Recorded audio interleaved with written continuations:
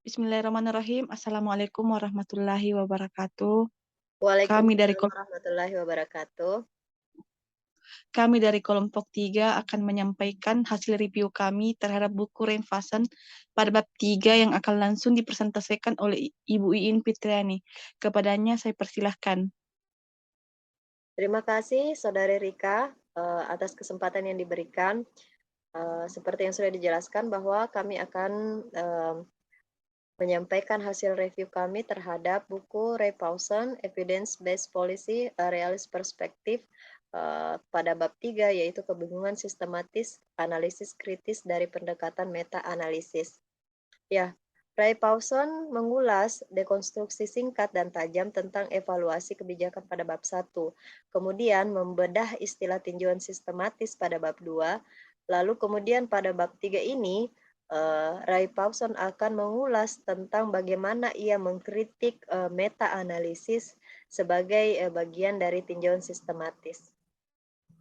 Dalam hal apa itu meta-analisis? Jadi logika inti meta-analisis ini adalah bahwa replika eksperimen ilmiah yang berhasil merupakan sumber pengetahuan yang bertahan lama. Replikasi penelitian yang dilakukan itu untuk memastikan bahwa penelitian-penelitian sebelumnya adalah konsisten. Dengan demikian, bukti yang didapatkan dari sebuah jawaban menjadi lebih akurat seperti yang dijelaskan pada siklus berikut ini. Nah, ini adalah siklus meta-analisis yang digambarkan oleh Ray Paulson tentang bagaimana pembentukan hipotesis, hubungannya antara intervensi dan hasil, kemudian bagaimana pengumpulan datanya, bagaimana analisis datanya, dan juga pada step terakhir yaitu penilaian hipotesis yang pada akhirnya akan menyatakan keyakinan dalam kausal tentang hubungan antara intervensi dan hasil. Itu merupakan evaluasi primer atau yang ada di tingkat pertama.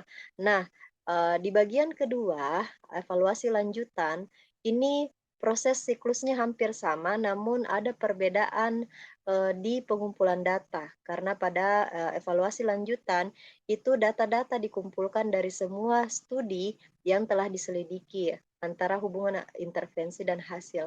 Jadi ada gerusan data di tengah yang jauh lebih komprehensif.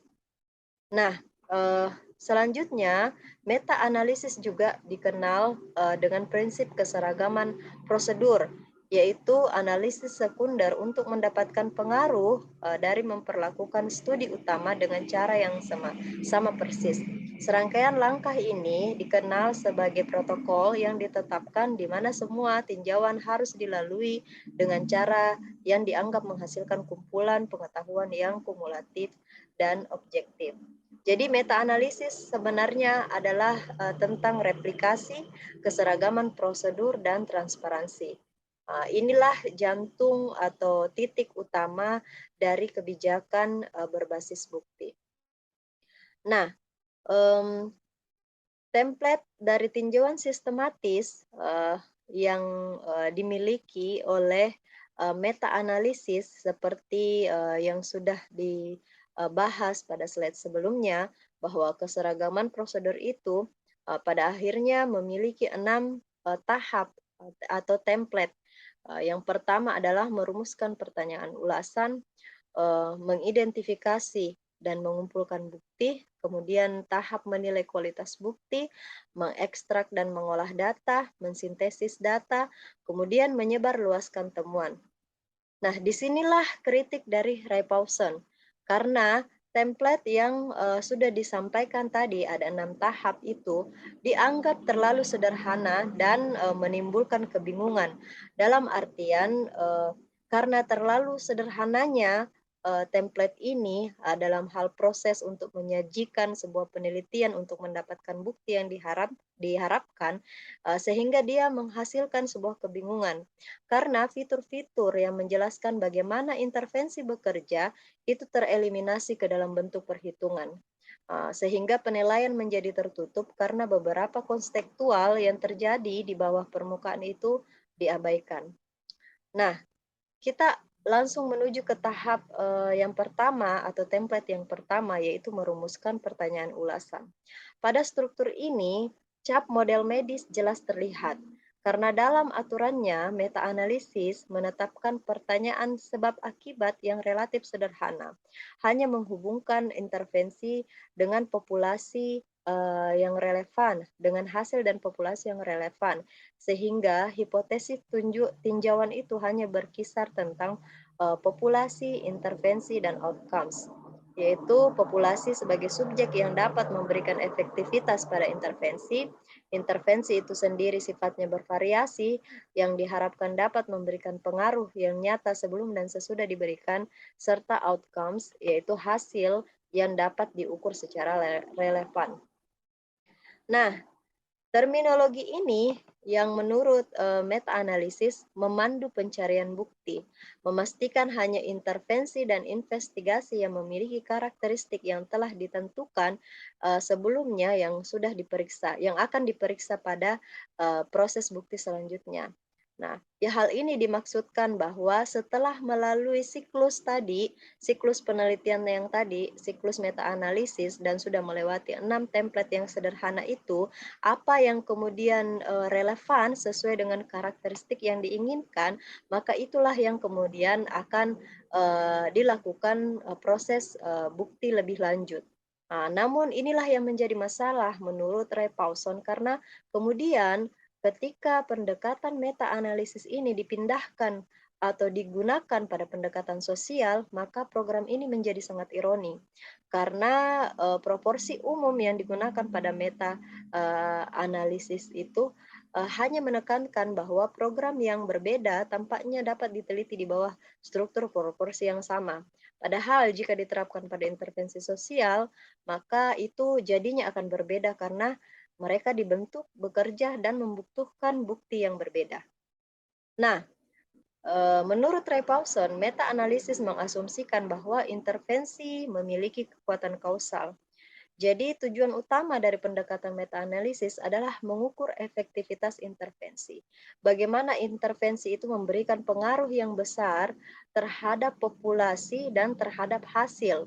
Apakah intervensi itu menjadi agen penyebab yang memberikan perubahan pada sebuah penelitian. Namun sebenarnya pada intervensi sosial hal ini tentu saja berbeda. Karena intervensi sosial itu ada banyak hal. Ada yang disebut program, inisiatif, skema, proyek, kesepakatan, inovasi, dan sebagainya. Sehingga tinjauan sistematis itu dapat menghilangkan salah satu intervensi yang tidak sesuai dengan karakteristik yang tadi. Sehingga ketika itu dilakukan, maka tinjauan sistematis itu sebenarnya untuk penelitian sosial itu akan menjadi tidak lengkap karena hanya diambil yang karakteristiknya sama saja. Kemudian, meta-analisis mengasumsikan bahwa intervensi dapat direproduksi. Kembali kita ke tahap pertama tadi yang menjelaskan bahwa meta-analisis ini identik dengan penelitian atau pengobatan berbasis kedokteran. Karena memang meta-analisis banyak digunakan untuk penelitian-penelitian uji klinis. Uji klinis itu kan identik dengan reproduksi penelitian atau replikasi penelitian seperti yang sudah dijelaskan pada bagian yang pertama tadi. Jadi inilah yang menjadi kritik dari Ray Paulson terhadap meta-analisis, karena intervensi itu menurut meta-analisis bukanlah sebuah isu. Padahal intervensi itu juga harus kita tahu mengapa itu terjadi, apa yang bisa menyebabkan intervensi itu terjadi, sehingga kita bisa mencari tahu seberapa baik atau seberapa banyak, seberapa bagus intervensi itu bekerja. Menurut Ray Paulson, pertanyaan yang baik adalah pertanyaan yang menjelaskan. Pada tahap kedua, mengidentifikasi dan mengumpulkan bukti, disinilah dilakukan penggalian, lalu kemudian dilakukan pembersihan terhadap studi-studi relevan yang seharusnya studi-studi yang dibersihkan itu atau dihilangkan itu dapat membantu dalam menjawab pertanyaan ulasan. Kemudian pada tahap ketiga, menilai kualitas bukti. Ray Paulson menganggap penilaian kritis terhadap ambang kualitas untuk menilai kualitas bukti ini memiliki implikasi bahwa bukti itu datang dalam segala hal, macam, bentuk, dan ukuran, sehingga tidak semuanya diperlukan atau beberapa di antaranya tidak dapat digunakan.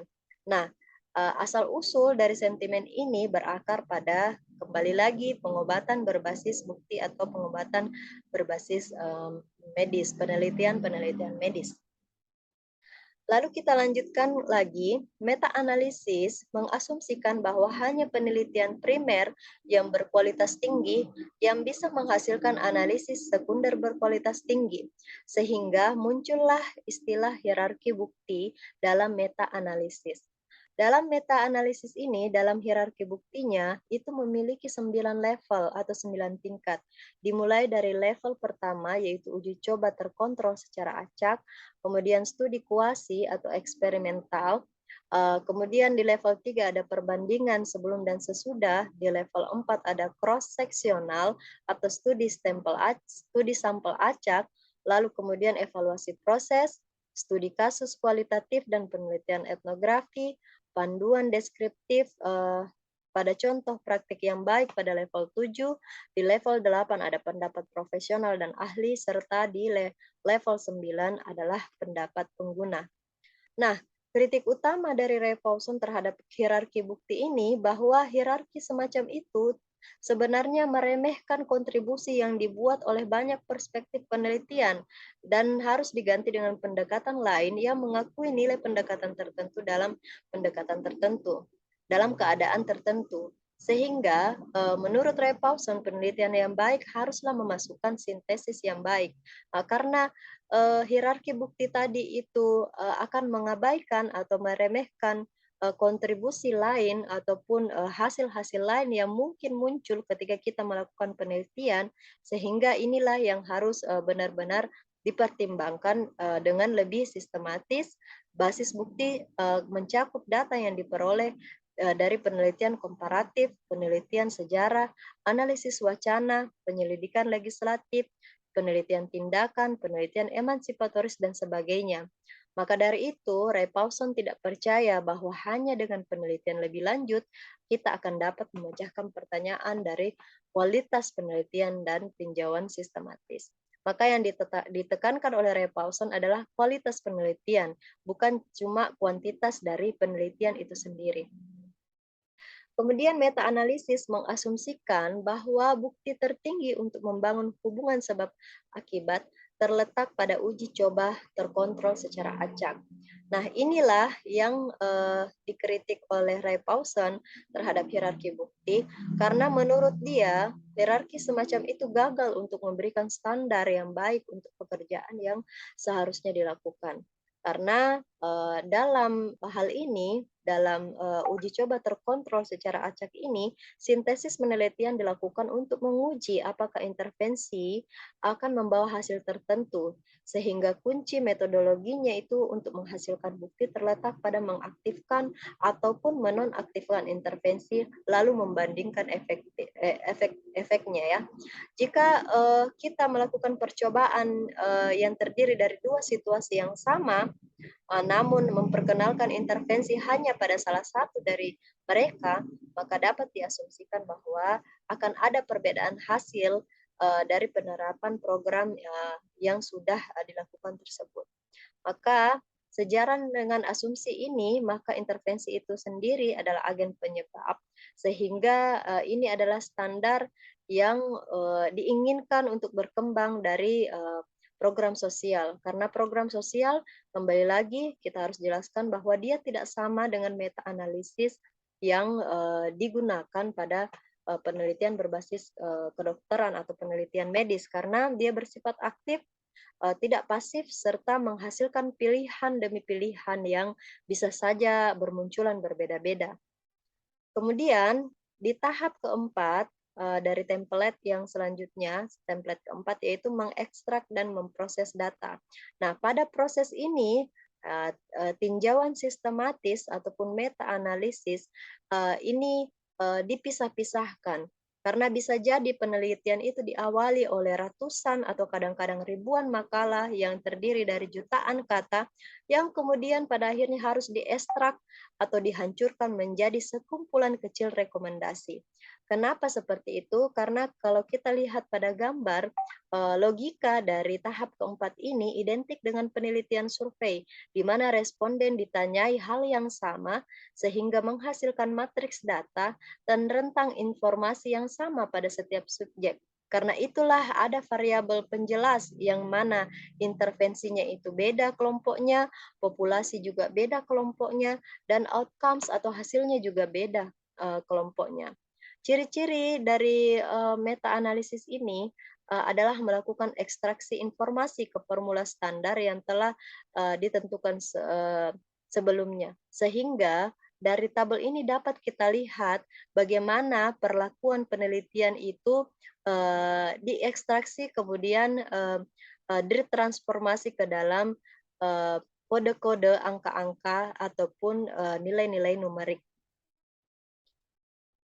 Lalu selanjutnya, meta-analisis mengasumsikan bahwa semua bahan yang relevan untuk membantu menggambar kesimpulan kausal termasuk ke dalam matriks data, sehingga apapun yang tidak dapat dinyatakan sebagai variabel informasi, apapun tentang proses, penalaran, negosiasi, pilihan, riwayat program, dan sebagainya akan dikecualikan dari informasi standar. Poin pentingnya di sini adalah ekstraksi data seperti yang sudah saya jelaskan tadi, itu diubah ke dalam bentuk numerik. Nah, pada dasarnya, pada kenyataannya, ketika hal ini kita evaluasi dalam program sosial, maka hasil yang kita dapatkan adalah studi yang terputus-putus dari rencana implementasi yang agak berbeda. Sehingga hasilnya juga akan berbeda dan bisa dimainkan dalam konteks yang juga berbeda dalam rezim kebijakan yang berbeda. Program sosial itu sangat kompleks sehingga tidak mengherankan bahwa analisis tipikal akan menghilangkan banyak bukti atau akan melewatkan banyak bukti yang sebenarnya bisa sangat berguna pada penelitian sosial. Lalu kemudian di tahap kelima adalah tahap sintesis data. Pada studi sintesis data ini, semua informasi itu digeledah dan tujuan sintesisnya adalah untuk mengungkapkan apa yang dikatakan data tentang kemanjuran intervensi.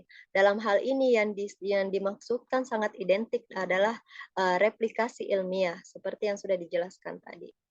Sintesis data itu pada meta-analisis dimaksudkan untuk menguatkan atau mencari konsistensi dari apa yang sudah dikelompokkan dalam karakteristik yang sama. Sehingga tingkatan-tingkatan meta-analisis dalam tinjauan sistematis ini, dalam sintesis data ini tidak akan jauh beda. Pada tingkat pertama, itu mengumpulkan temuan, dan pada tingkat kedua adalah menambahkan lebih banyak lagi variabel tentang perhitungan dengan asumsi bahwa model statistik agregatif multivariat merupakan penjelasan tentang cara kerja program. Nah, meta-analisis tingkat 1 tadi bertujuan untuk mencapai tujuan definitif dan perkiraan universal efektivitas keseluruhan kelas intervensi sosial. Padahal adalah keliru menganggap perbedaan kontekstual sebagai permainan acak, karena kemajuan intervensi sosial itu tergantung pada seberapa baik ide-idenya diterima dan bertambah berat, tidak hanya di benak subjek individu, tetapi juga dalam hubungan antara intuisi dan masyarakat secara lebih luas. Kemudian pada meta-analisis tingkat 2, ini mengasumsikan tentang hubungan variabel mediator dan variabel moderator.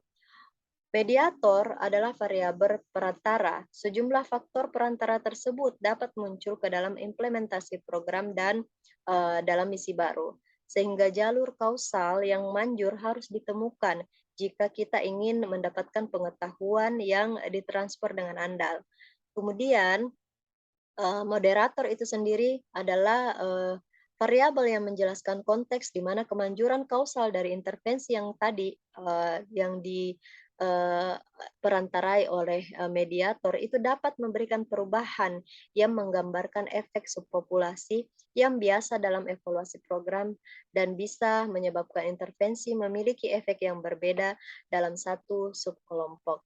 Dalam hal ini, kunci dari meta-analisis tingkat 2 ini adalah meta-regresi, yang merupakan langkah penting dalam memungkinkan banyaknya variasi itu bisa menimbulkan kesimpulan penelitian. Ah, tetapi dalam hal akumulasinya itu diharapkan ada review yang perlu diperoleh dengan cara lain, yaitu sintesis penjelasan. Nah, tahap terakhir dari template meta-analisis adalah menyebarluaskan temuan. Tujuan akhir dari sintesis penelitian adalah untuk meningkatkan pembuatan kebijakan dan efektivitas program. Jadi, sebagian besar akun praktik terbaik ini secara sistematis itu didorong untuk bisa disebarluaskan hasilnya. Namun, tinjauan sistematis ini menyebabkan perjalanan yang berliku-liku dalam serangkaian rekomendasi yang ringkas dan tepat, karena dia diakumulasi ke dalam nilai-nilai numerik tadi, sehingga akan menimbulkan bahaya penyederhanaan yang telah menjadi bahasan awal yang sangat dikhawatirkan oleh Ray Paulson dan selama ini dikritik. Nah, meta-analisis pada akhirnya memberikan nasihat pada seluruh program dari rekomendasi kebijakan berbasis bukti ini yang berkonsentrasi pada penyebaran atau tinjauan meta-analitik karena mempertanyakan tentang apa yang berhasil, apa yang tidak berhasil, kemudian apa yang menjanjikan. Sedangkan poin pentingnya adalah di mana letak titik potongnya. Jadi hasil atau pelajaran utama dari menjelajahi kebijakan berbasis bukti adalah kewaspadaan terhadap pertanyaan yang sederhana dan jawaban yang terlalu sederhana. Program itu bekerja tergantung pada bagaimana penerapannya, kepada siapa dan dalam situasi apa diterapkan, serta pada apa tepatnya diharapkan untuk dicapai. Jadi ini menurut Ray Paulson harus menjadi pertanyaan dari semua ulasan. Nah, bagian terakhir dari slide ini mengambil kesimpulan Ray Paulson terhadap kritiknya, yaitu dia berpendapat bahwa proses penyederhanaan, standarisasi, dan agregasi tidak menghasilkan kebenaran abadi. Dengan hipotesis yang terpotong, teori yang bias, serta konteks yang tidak tersentuh, pemangku kepentingan dapat mengabaikan pilihan yang mungkin membutuhkan klarifikasi lebih lanjut. Meta-analisis ini dapat menghilangkan sebagian besar bukti yang mampu memberitahu kita bagaimana intervensi bekerja dan bagaimana menjelaskan efektivitas diferensial mereka. Karena itu tadi, sudah saya jelaskan di awal bahwa penelitian meta-analisis ini lebih identik dengan penelitian kuantitatif, sehingga itulah yang ingin digali lebih lanjut, itulah yang diharapkan oleh Ray Paulson untuk ada metode lain selain meta-analisis ini yang bisa melengkapi semua proses penelitian yang telah ada. Inilah yang akan dijawab oleh metode realisme pada bab berikutnya. Jadi itulah tadi tentang kritikan Ray Paulson pada bab 3 bukunya. Semoga bisa memberikan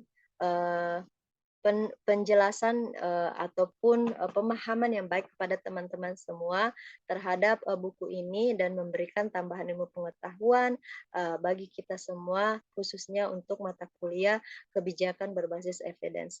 Terima kasih atas kesempatan yang diberikan. Wassalamualaikum warahmatullahi wabarakatuh, dan saya serahkan kembali kepada Rika sebagai moderator.